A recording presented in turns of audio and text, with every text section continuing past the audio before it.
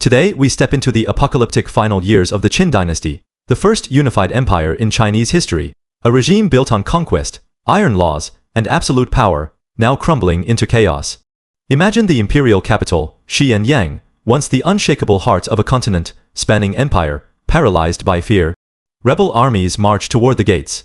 The imperial court is consumed by treachery, and all of Qin's legendary generals are gone dead, exiled, or executed. In this darkest hour, one man alone emerges as the empire's last military pillar, Zhang. This is not a story of glory. It is a story of survival, betrayal, and a tragic genius who fought for a dying empire that would ultimately destroy him. Let us begin in 209 BCE.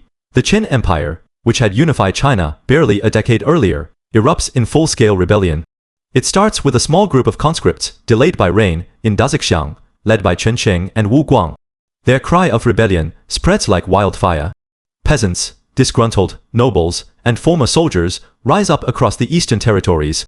The Qin war machine, which once terrified 6 kingdoms into submission, suddenly looks vulnerable. The crisis peaks when a rebel commander named Zhou Wen marches through the Hanggu Pass with hundreds of thousands of men camping along the river Shishui, just miles from Xianyang.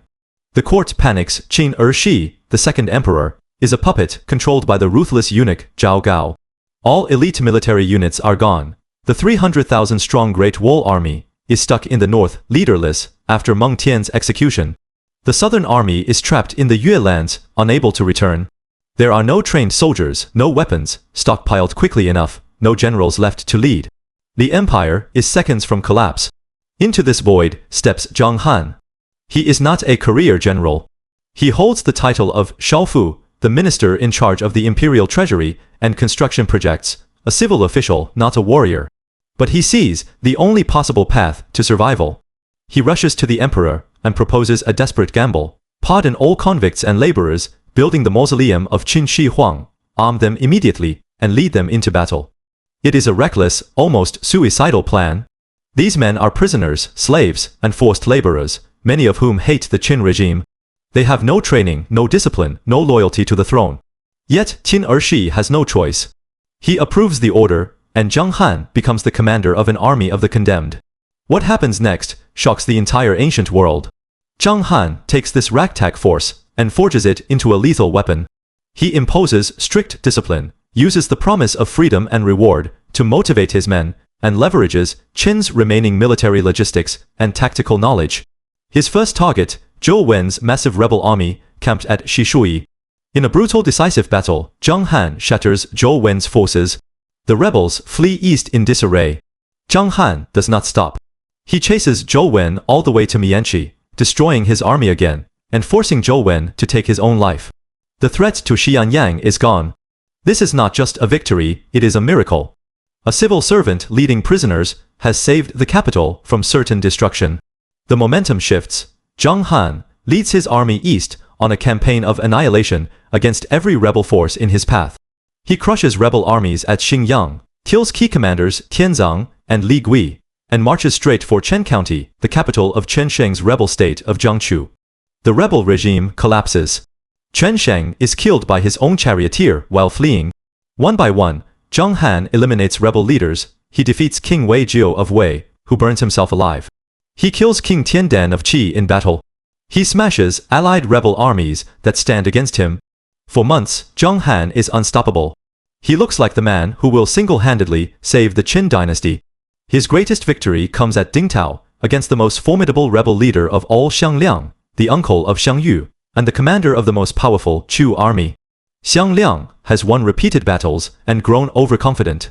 Zhang launches a surprise night attack, catching the Chu army off guard. The battle is a massacre. Xiang Liang is killed, and the Chu army is broken. For a moment, Qin's survival seems assured. Rebel forces are scattered, their leaders dead or in hiding. Zhang is now Qin's supreme military commander, the only man keeping the empire intact. But the seeds of destruction are already growing, not on the battlefield, but in the imperial court. Zhao Gao, the power-mad eunuch who controls Qin Shi, sees Zhang success as a threat. A victorious general who commands the loyalty of the army is a danger to a tyrant who rules through fear. Zhang is winning every battle, but Zhao Gao plots against him. The court withholds reinforcements, cuts supplies, and spreads rumors that Zhang Han is too ambitious. Zhang Han ignores the politics and focuses on the war.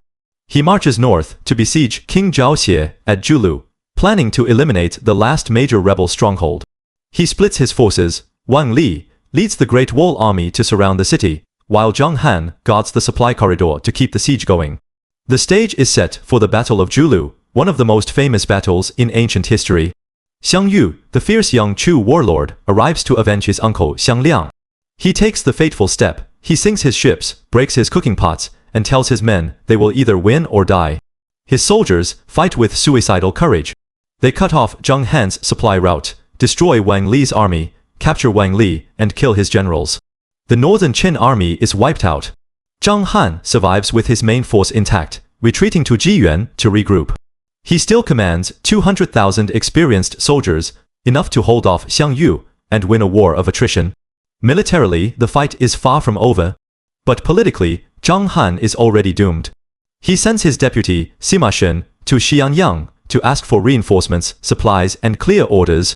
What happens next seals Zhang Han's fate. Zhao Gao refuses to meet Sima Shen. He ignores him for 3 days, then sends assassins to kill him.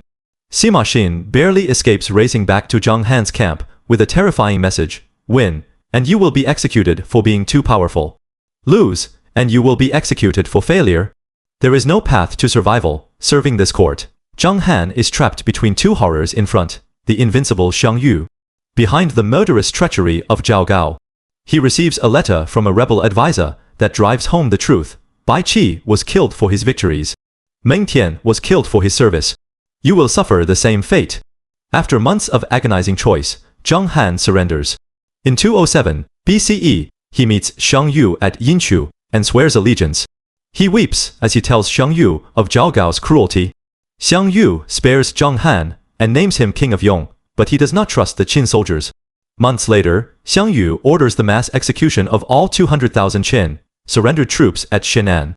They are buried alive. Zhang Han lives, but he loses his army, his honor, and the trust of the Qin people forever. He is now a king without a people, a general without an army.